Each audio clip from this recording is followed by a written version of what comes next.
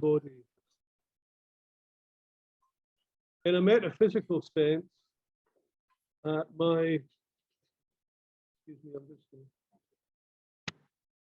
a metaphysical sense, when I embrace the frame drum and lose myself in it, I merge with it as a drum body. In a mystical sense, my drum body is connected to all other drum bodies, and indeed to everything else in the pulse, soul, and body of the world, in ways which are simultaneously diachronous and synchronous, or related to the past and present. With a nod to William Blake, Philip Pullman writes about connections via meanings that rhyme, forever, in every direction. These connections happen in what Trude Cleven and myself have previously described after J. Griffiths as wild time. Wild time should be understood as located in a separate domain from conventional clock time. Wild time is the space of play, of loss of self and mundane responsibilities. My drum body enables me to escape from conventional clock time into wild time. So to summarize, I believe that the pulse and rhythm of my drum body conjoins with the pulse and rhythm of the world. My drum body is entangled with other human drum bodies over time, space, and history. The frame drum is a meditative vehicle for enabling my drum body to be lost and absorbed into the body and soul of the world. There's also an arguable panpsychist dimension to frame drumming. If you find the idea of a drum having a kind of consciousness convincing, I do to some extent. In the novel The Painted Drum, which draws on North American First Nation metaphysics, Louise Erdrich writes, "The people who take their place at each side represent the spirits who sit at the four directions. A painted drum, especially, is considered a living body, a living thing, and must be fed as the spirits are fed, with tobacco and a glass of water set nearby, sometimes a plate of food. A drum is never to be placed on the ground or left alone. It's always to be covered with a blanket or quilt. Drums are known to cure and to kill, to become one with their keeper. They are made for serious reasons by people who dream the details of their construction. No two are alike, but every drum is related to every other drum. They speak to one another, and they give their songs to humans." Gabriel Horn, White Deer of Autumn, writes, "In a universe wide as daylight and bright as starlight, there is the potential for unlimited possibilities and unimaginable diversity. This enables us to think and perceive ourselves and the world and the universe in a much more humble and open way. For the potential within us can only be limited by the way we allow ourselves to think. When you sit alone in your space of spirit drumming, you reconnect to that which connects you to all things. Some call it spirit and think of the collective spirit as the great spirit, the sum total of all spirit. For me, it's the incomprehensible something I learned to call the great holy mystery. The drum I beat upon, the beat I make with my drumstick, are all of the mystery. I am tapping that part of myself that is spirit. But the spirit does not belong to me. It's not my spirit. It's the spirit of the great mystery that exists within me, that exists in all things, and in which all things exist, unimaginable, indefinable." Now, I'm culturally and ethnically Scots-Irish, so it's not surprising my first love among the frame drum family is the bowron. Of the bowron in Ireland, Hart writes, "Prior to the 1950s, the bowron featured prominently in processional rituals and harvest festivals, such as St. Stephen's Day, May Day, and St. Bridget's Day. The bowron was used as part of the Wren Boys' processional ritual of carrying on St. Stephen's Day, that's December the 26th. The Wren Boys, disguised in costumes and often with darkened faces, would go from house to house performing music on the tin whistle, flute, concertina, fiddle, and bowron to willing village hosts, where they would receive a small compensation for later potation, alcoholic drinks. This processional ritual had its roots in ancient Celtic and Christian lore. Birds, particularly ravens and wrens, were viewed as liminal intermediaries capable of crossing between realms, sky to earth, earth to spirit world, and possessing divine powers. The Druids used the flight of these birds as auguries, meaning an omen or sign of what will happen in the future. John B. Keane's novel, The Bowron Makers, 1986, is set in rural Ireland in the 1950s. It's a story of the struggle between poverty-stricken, hard-living farmers trying to maintain their dignity and the Catholic Church. The narrative unfolds around the January celebration of Celtic ancestry in a festival of singing, drinking, and music making with the Bowron. The revelers are confronted by the parish priest and his cohorts in the local village, who disapprove of the ancient rites on the grounds that they're immoral, drunken, and degenerate. It's a story of the colonizing dominance of the Catholic Church and its antipathy to residual, lingering paganism. It's a story about the dying of the old traditions and the birth of modern Ireland. It's a story about the Irish diaspora of the 1950s, favouring the young men and their families moving to England and other parts of the world. And it's a story about the Bowron as a symbol of resistance. The novel ends. Young folk transplant easily, and after a short while will flower fully in distant places. Not so those who have matured in their native haunts. Donald knew from experience that he would sorely miss the dawns and the sunsets, the freedom of fields and boglands, the sound of the tiny rippling streams, the songbirds' chorus in the mornings, and the incomparable sense deep in one's being of belonging to a place. He knew that wherever he went, or however he might fare, he would always be part of what he was leaving. Last night, he turned to Blue Nose, I secured the Bowron you made for me to make sure it travels well. Blue Nose smiled and slapped his thigh. It will remind us, he said proudly. Yes, Donald's voice, his agreement, it will remind us. Keane's words resonate with me. My frame drums, my drum body, is a small act of resistance against colonization, against narrative entrapment, or being written in a story about who I am or what I should be, against growing old in England.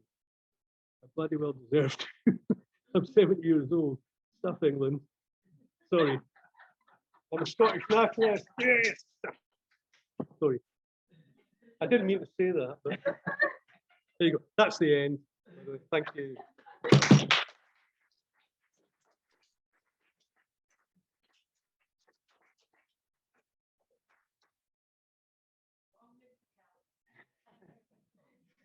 Thank you. The next presentation, I believe, is recorded. So just bear with me 1 second while I mess this up. So while you're doing that, I've got to stay.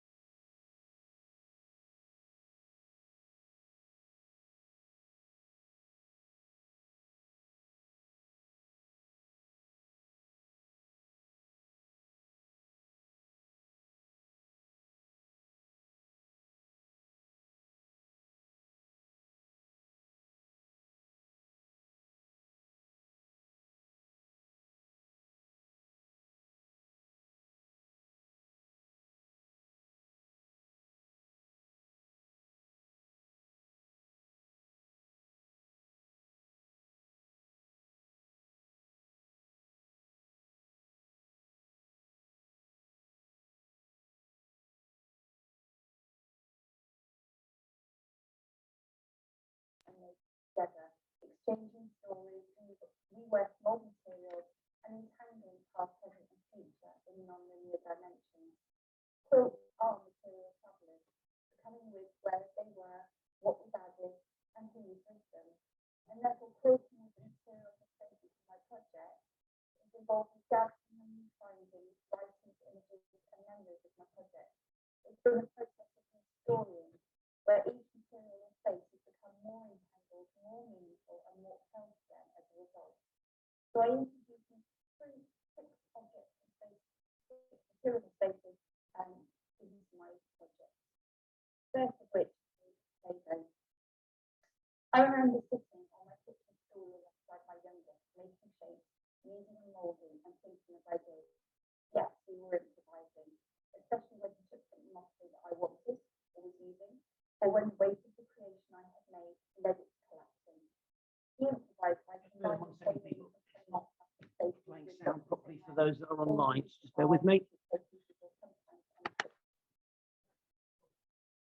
Yeah, we'll show us sound. So if I do this, share sound. Sorry, people.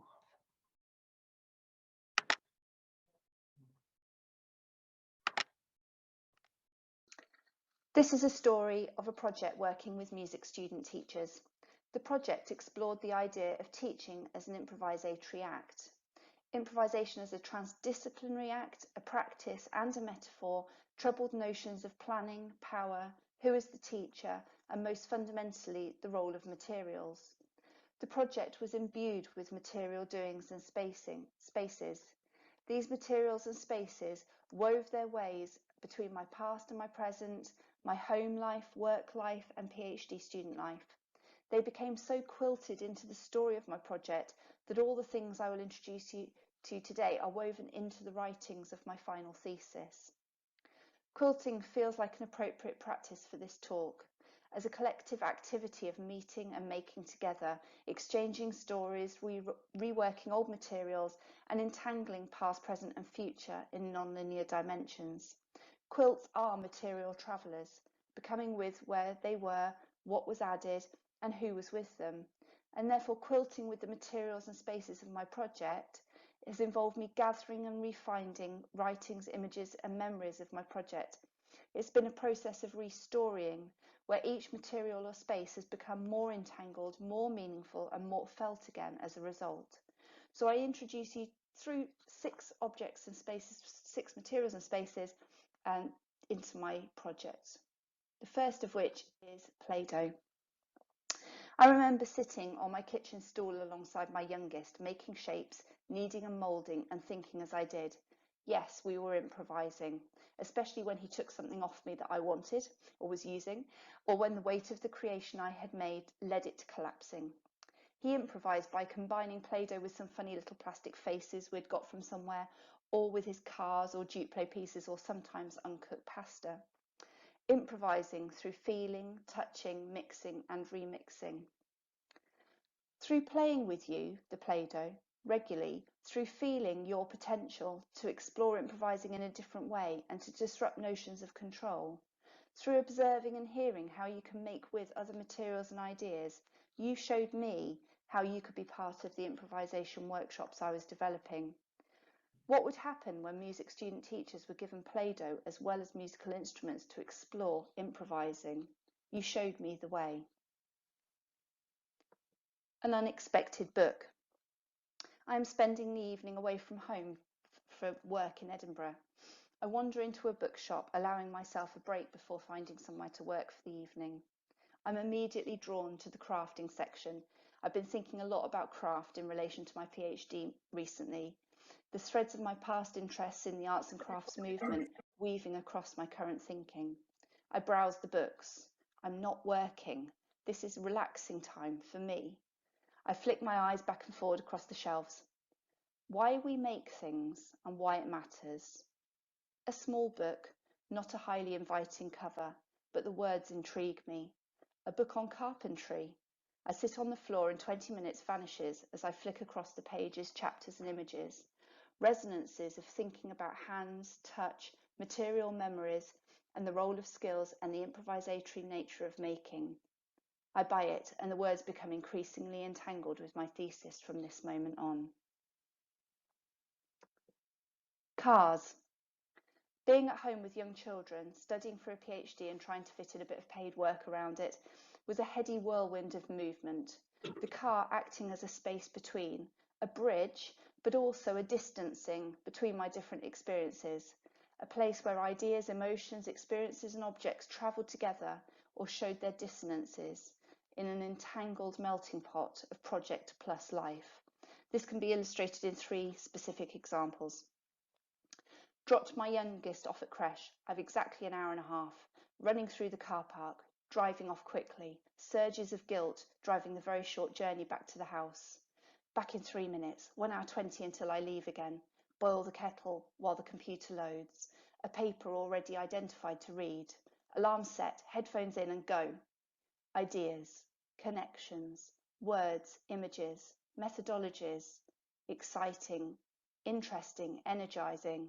Beep, beep, beep, stop, laptop down, key still next to me, off I go. Suddenly plunged back into the world of random paper creations, stories of snacks eaten, and the inevitable call for the Play-Doh. There is a feeling I've had throughout my PhD of being pulled between different roles, where the car travelled me between these different states of being. From the second year of my PhD, I did school visits for student teachers on teacher education programmes. I remember telling my supervisor that doing school visits meant that I stopped writing on the PhD for 3-week blocks, 2 weeks of full-on school visits, and then a week to undergo the shift back from the nitty-gritty realities of school practices and constraints, back to thinking and doing beyond the current, to being creative and imaginatively troubling those exact same practices I'd been witnessing. In the car, the feeling of being pulled into, away from, towards these different states was uneasy. What was my project doing if it wasn't addressing the nitty-gritty? What would these student teachers and mentors get from my project? These conversations pulled me in different directions as my car travelled me back home and back to being a PhD student.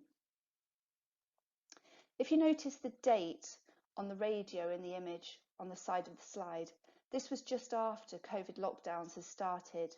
A pandemic, no travelling, no spaces to get quietness within the house, and a PhD that was in its final year after a very long part-time route.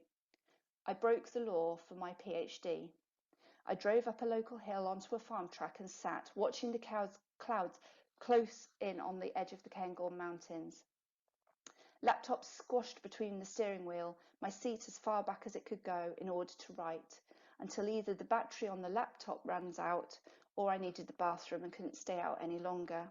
Another 500 words written. I drive back home through empty roads, past the empty school and the local co-op, where there was still a short queue of people waiting outside in the cold before it closed for the evening. Threads. There were many gathering threads in my thesis, which allowed me and the readers to pull together ideas and evidence around them, but there were also materials that acted like this. One such material is the scarf of my grandmother's, which is now mine. This is a story of passing threads between us. I bought the scarf for her in Christmas of my first year of the PhD. She paid for my studies, and despite not having a lot of money, I really wanted to buy her something that made her feel cosy and connected. When my grandmother died the following year, I wrote a poem about threads that I read at her funeral, fully imbued with references to the literature that I was reading for my studies. I went to her house after the service and spotted the scarf on her bedroom chair. It now lives permanently on my office chair. It's here behind me. It's a gathering of the project, with her, with me. It's no exaggeration that I wouldn't have been able to do the PhD without her, and I wore her scarf during my final viva. The radio. It's 8:24. I'm sat at my laptop with BBC Three playing Beethoven Trio. The tapping of the keys as I bash out a few early morning responses to emails juxtaposes, cross rhythms, sometimes bothers me, but not today. I'm happy to tap across and between. Door slam.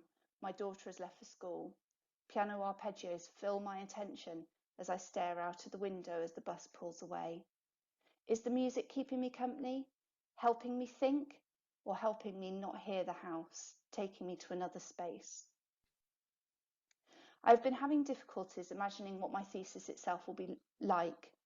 Working with diffraction as a methodological metaphor required a form that didn't separate literature from methodology, from analysis and discussion, where everything was constantly entangled.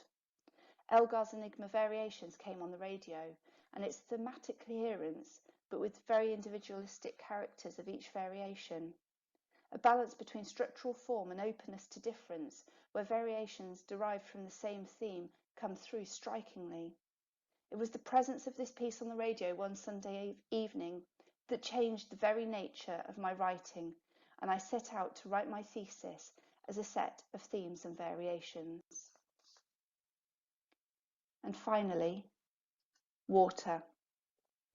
Diffraction, pebbles creating interferences, interferences interacting with one another, waves, disturbance, disruption, flow, constant movement.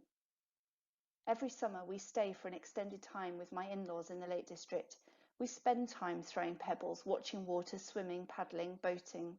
Water is part of our family time, and it is a key metaphor in my project. But it's an embodied, experienced, felt metaphor, not a set of words plucked from a book and set into a thesis, not abstracted. I've spent time, much time, thinking with water in locations. I enjoy trying to photograph diffractive patterns and video in slow motion the impact of dropping stones close together into the water. Youngest, Mum, you don't need any more pictures of water. Eldest falls back on the running family joke. It's all about the diffraction. Youngest, but I thought you'd finished your project. A husband carries on throwing pebbles to try and reach the island. I'm still surrounded by the materiality of my project, not as a museum piece gradually collecting dust on my desk, but as still an active part of my thinking, writing and doing. The quilting of materials and spaces into my PhD, thinking with and writing with them as an integral part of my research, makes them visible and an explicit part of my project. It's constantly blurred temporalities, identities, assumed practices and spaces. This hasn't stopped once my thesis was handed in. I'm still playing with this rich quilt of materials and spaces. They haven't stopped being performative in my research. I was at an online conference a few weeks ago. We were sent pots of PlayDoh in advance. As usual, my youngest immediately wanted to play with it. The pot was empty and the PlayDoh full of dust before the conference session began.